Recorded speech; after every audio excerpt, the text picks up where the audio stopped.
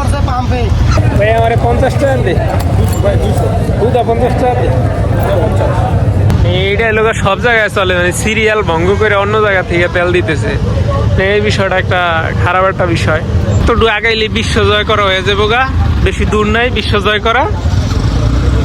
এই যে সামনে অল্প কটা গাড়ি। আসসালামু আলাইকুম প্রিয় দর্শক, এখন আছি মনোহর বাজার তেলের পাম্পে। তো দেখেন যে মনোহর বাজার তেলের পাম্পে কি অবস্থা, মোটরসাইকেল কত দূর পর্যন্ত করা রাখা আছে সিরিয়াল। এই জীবনে যা দেখা লাগলো, এটা আসলে অকল্পনীয় একটা বিষয়। পুলিশ কিন্তু আছে, আমি দেখাইতেছি ওইদিকে একটু সামনে নিয়ে, পুলিশও কিন্তু করতেছে।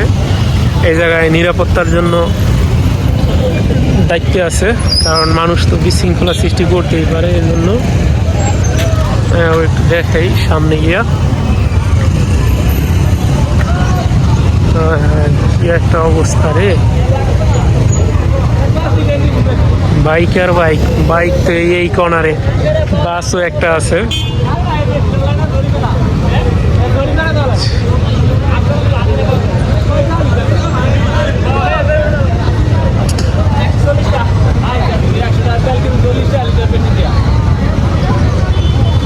দেখছেন কি একটা অবস্থা। এই জায়গায় টমটম আছে, তারপর আছে নানান যে যানবাহনগুলো সবই আছে। আজকে তেল নিব না, কারণ আমার বাইকে পর্যাপ্ত পরিমাণ তেল আছে আজকে চলার মতো, কালকে চলার মতো। মনে হয় যে সবাই আজকেই সব তেল নিয়ে যাবো মানে বাইকে, এরকম একটা অবস্থা।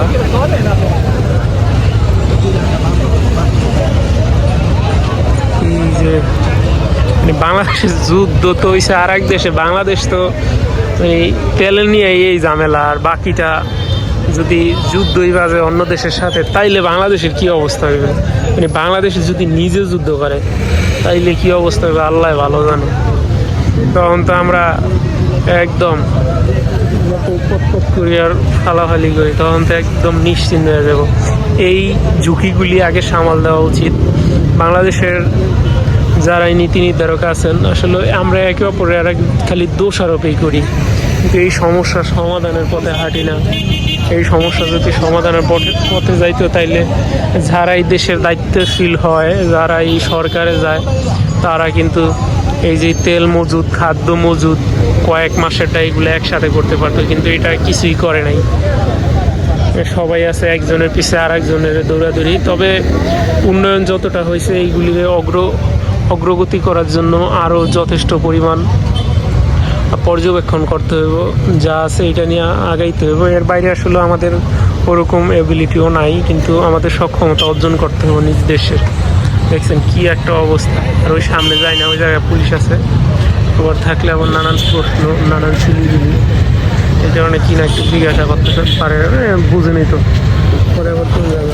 এই কারণে ওইদিকে যাই না, আমি এদিকে বাইক রেখে তারপর ভিডিওটা করতেছি।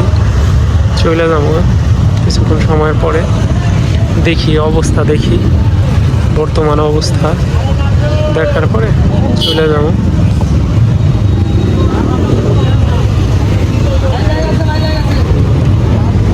এই হচ্ছে বর্তমান তেলের অবস্থা।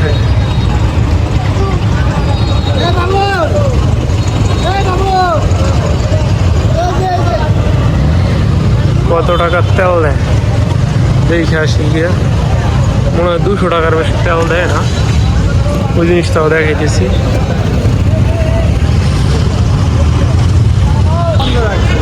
এই যে বাতিজার তেলের জন্য অপেক্ষা করতেছে।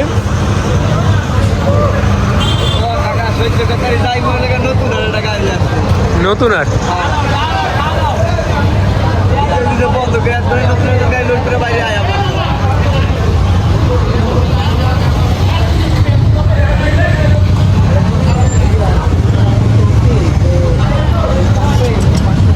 এইটা লোক সব জায়গায় চলে, মানে সিরিয়াল ভঙ্গ করে অন্য জায়গা থেকে তেল দিতেছে। এই বিষয়টা একটা খারাপ একটা বিষয়। আমি কালকে সকালে, বুঝছিস, সকালে মনে করলি 6টা-7টা বাজে উঠতে আয়া একগুলো লয়ে যান বাস।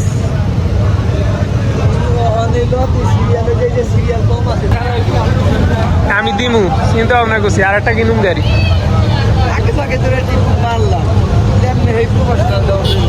প্রফেশনালের দরকার কি? আমি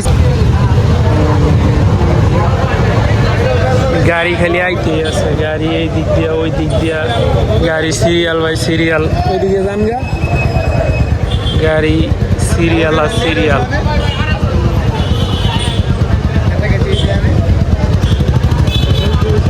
শরীয়তপুরে বিজিবি আইছে, অন্য অন্য জায়গায় বিজিবি মোতায়েন করছে।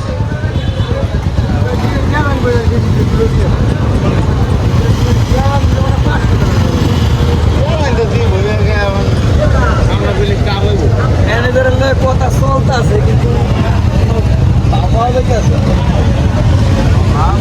গাড়ি দাঁড়ায় আছে, সবকিছু দাঁড়ায় আছে।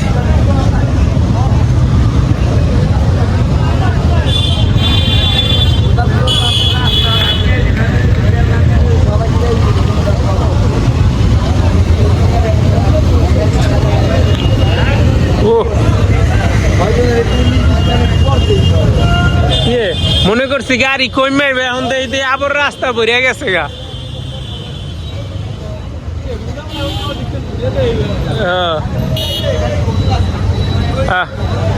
একটু আগে কতগুলি ইয়া কমে গেছিল গা মোটর সাইকেল, এখন আবার বার।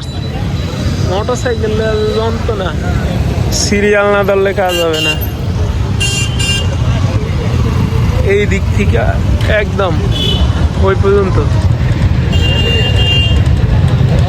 অত দূর পর্যন্ত, এরপর আবার অত দূর থেকে এই দিক দিয়ে সিরিয়াল বাই সিরিয়াল পুরোটা।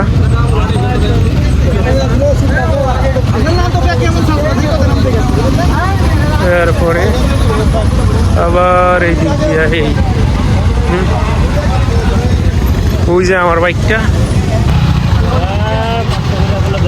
ভাই দুঃখিত ভাই, পাও লাগে মনে কিছু নিয়ে না।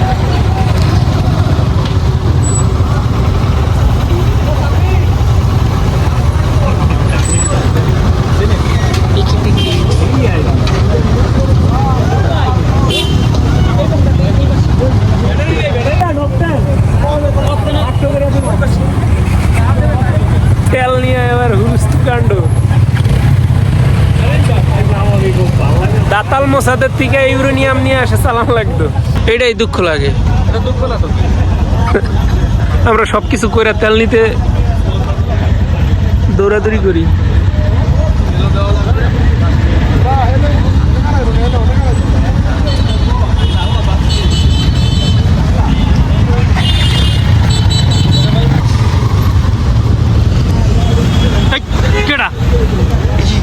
ভাই ভালো আছেন?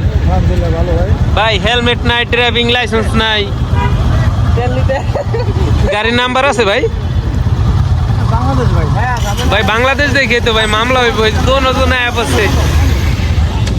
কম দেয়, 200 টাকা দেয়, অন্দি না 500 টাকা দেয়।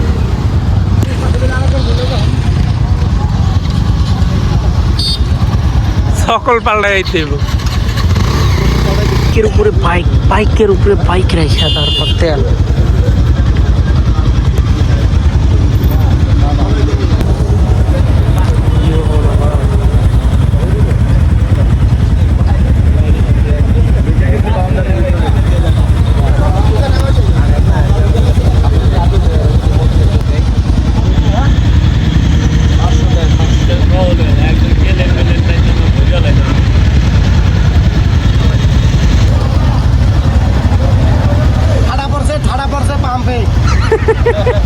না ভাই, পাম্পে এখন পর্যন্ত তেল আছে, সবাই দিতেছে, বুঝছেন, ঝামেলা নাই।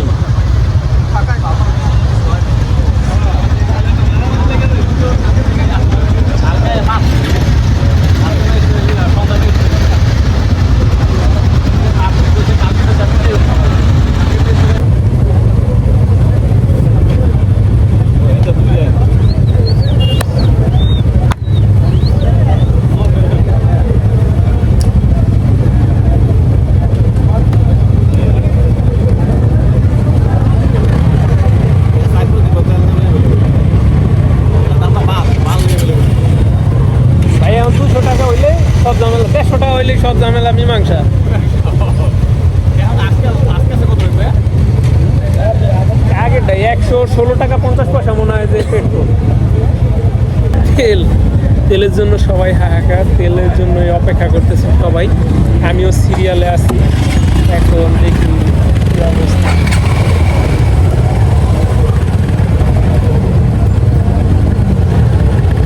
তো আগাইলে বিশ্ব জয় করা হয়ে যাবো গা, বেশি দূর নাই বিশ্ব জয় করা। এই যে সামনে অল্প কটা গাড়ি।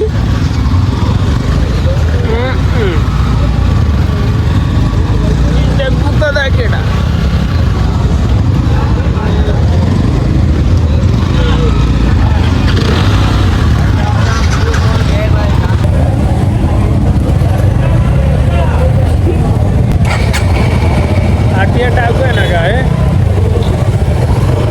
ভাই, আমরা মাঠ গাড়টা খায় লাগে না, কয়েকবার দিচ্ছেন গুতা, আমি তো সামনে আলারে গুতা দেই না।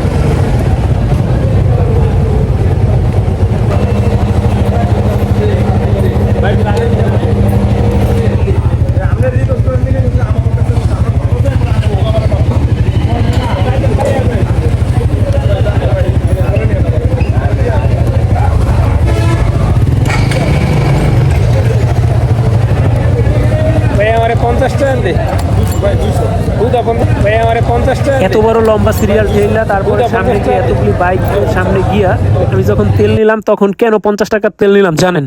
আমি যখন এই জায়গায় দেখছি যে 500 টাকার তেল নেয়, তখন হলো গিয়ে আমি তেল নেওয়ার জন্য সিরিয়ালে গেছি। তাও অনেকগুলি বাইক জামে ছিল, অনেকগুলি বাইকের সিরিয়ালের পরে গিয়ে আমি এই তেলটা নেই। তো যখন এই তেলটা নিতে যাই, তখন আমার সাথে একটা বিপত্তি মানে অপ্রীতিকর একটা ঘটনা ঘটে। সেটা হচ্ছে যে দেখি ওই সময়তে 500 টাকার তেল দেয়, কিন্তু যখন তেল নিতে গেলাম তখন দেয় 200 টাকার। কত কাহিনী! মানে পাম্পের যে কর্মীগুলি আছে, কর্মীরা যে এখন কি যে একটা অবস্থা, মানে নাজেহাল একটা অবস্থা বর্তমানে। মানে আপনি যখন পাম্পে যাবেন তখন তাদের মানে হ্যাডম দেখবেন। আরে ভাই, নিয়ম যদি হয় কাউরে তুমি 200 টাকার বেশি তেল দিবা না, দিও না, সমস্যা কি?